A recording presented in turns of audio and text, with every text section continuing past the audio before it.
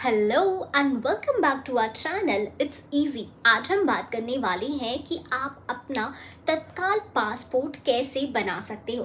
तो इस वीडियो को पूरा देखना और बिल्कुल भी स्किप मत करना।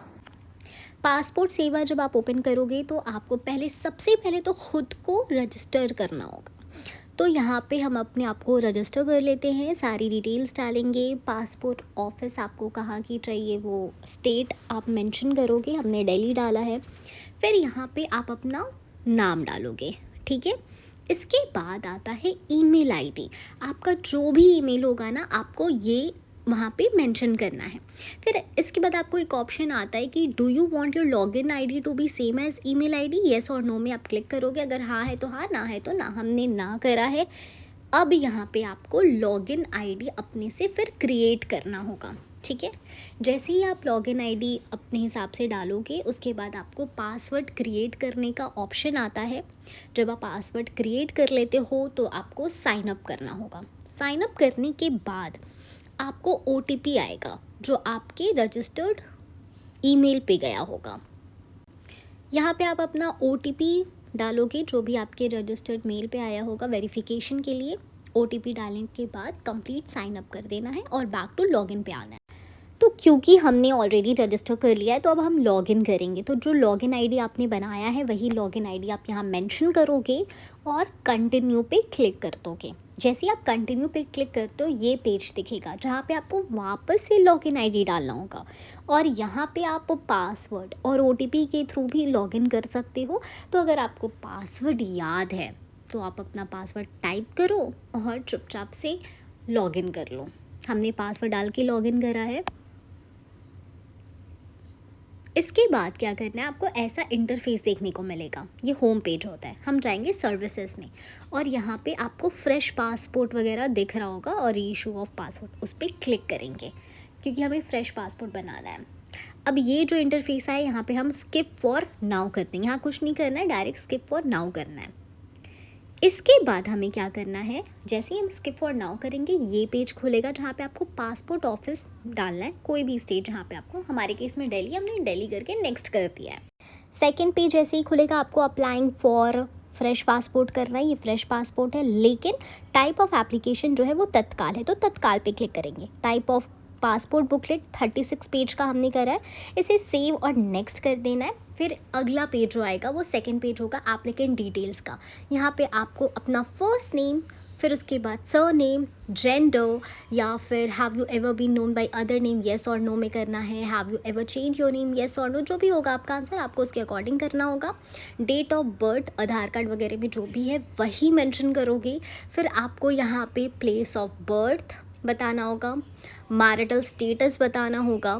फिर is your place of birth out of India, yes और नो में बताना होगा। सिटीजनशिप ऑफ इंडिया बाई क्या है आपको वो मेंशन करना होगा। यहाँ पे आपको अपना स्टेट, डिस्ट्रिक्ट, ये सारी चीज़ें मेंशन करनी है। अगर पैन है आपके पास तो वो उसका नंबर लिख दो, नहीं है तो फिर वोटर ID नंबर लिख के आगे बढ़ो। यहाँ हम अपना डिस्ट्रिक्ट और स्टेट डाल लिए हैं।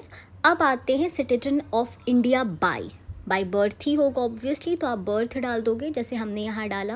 पैन नहीं है तो रहने तो है तो भी चलेगा। एम्प्लॉयमेंट टाइप आपको अपना मेंशन करना होगा, आप सैलरीड हो, प्राइवेट हो, गवर्नमेंट हो, whatever sector you are, in whatever sector you are आपको वो मेंशन करना होगा।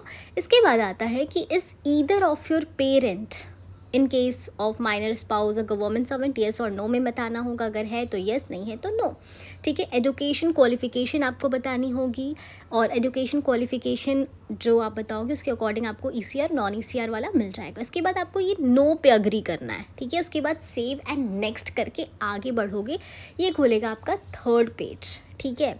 यहाँ पे आपको अपने फादर का नाम लिखना होगा, उनका सरनेम लिखना होगा, मदर का नाम लिखना होगा, फर्स्ट नेम, मिडिल नेम। अगर फर्स्ट नेम और मिडिल नेम दोनों है तो आप ये गिवन नेम वाले पोर्शन पे ही लिखोगे, उसके बाद सरनेम लिखोगे, ठीक है। लीगल कोई गार्डियन है तो ठीक है, अदरवाइज आप सेव और नेक्स्ट करके आगे बढ़ जाओगे। जो फोर्थ पेज है वो है एड्रेस डिटेल का, ठीक है।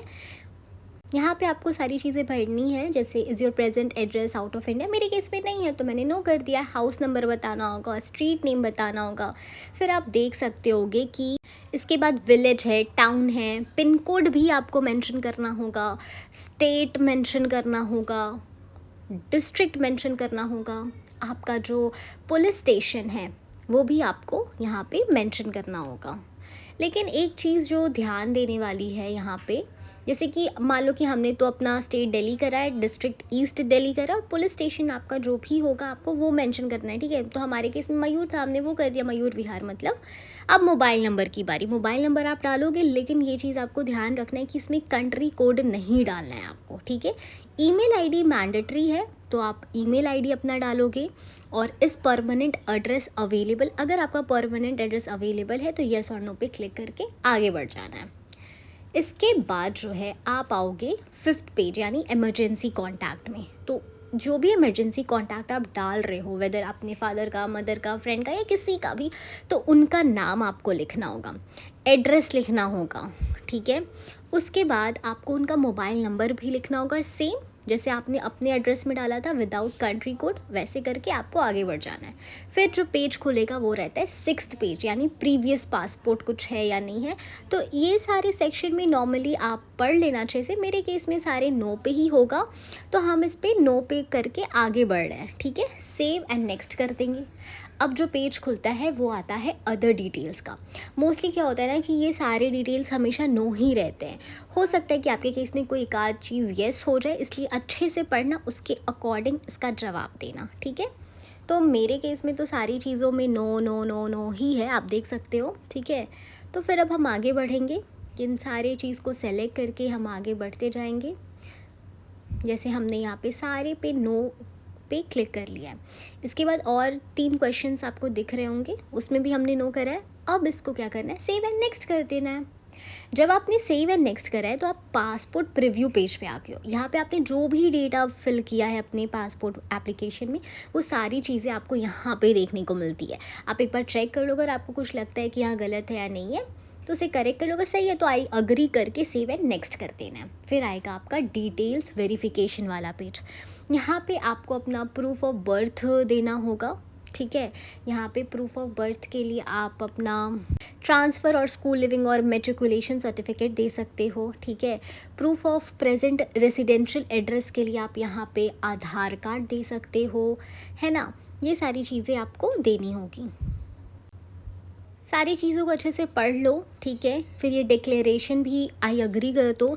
यहाँ पे आपको वापस से अपना प्लेस डालना है जहाँ से आप अप्लाई कर रहे हो। जिस डेट में आपने ये एप्लीकेशन अप्लाई किया है वो डेट भी आपको मेंशन करना पड़ेगा, ठीक है। इसके बाद आप सबमिट कर दोगे, आप ये सारी चीज़ों को। आप अपना एप्लीकेशन जो भी आपने भरा है आप उससे रिसीट निकाल सकते हो, लेकिन उससे पहले आपको अपना पेमेंट करने का ऑप्शन करना होगा। यहाँ पे आप देख सकते हो कि आपको अपॉइंटमेंट अवेलेबिलिटी दिख रहा है, ठीक है। अलग अलग पीएसके है, वहाँ की टाइमिंग है, अवेलेबल है, क्या है, वो सारी चीज़ें डिटेल्स मिल रही है। अब यहाँ पे आपको अपना सेलेक्ट पासपोर्ट सेवा केंद्र आपको यहाँ पे अपना सेलेक्ट करना होगा। तो हमारे केस में पीएसके डिफेंस कॉलोनी है, हमने उस पर क्लिक करा है। अपना अवेलेबिलिटी टाइमिंग भी आपको सेलेक्ट करके आगे बढ़ना और मेक पेमेंट पे क्लिक कर देना है, ठीक है। इसके बाद आप ये पेज देखोगे जहाँ पे आपको अपने तत्काल का ऑप्शन दिखेगा पेमेंट का। यहाँ पे पे नाउ करोगे आप। जैसे ही पे नाउ करोगे आपको ये इंटरफेस देखने को मिलेगा जहाँ पे आप वेरियस मोड से पेमेंट कर सकते हो, जैसे net banking, card payment, other payment mode. तो हमने अदर पेमेंट मोड पे करा है, ठीक है।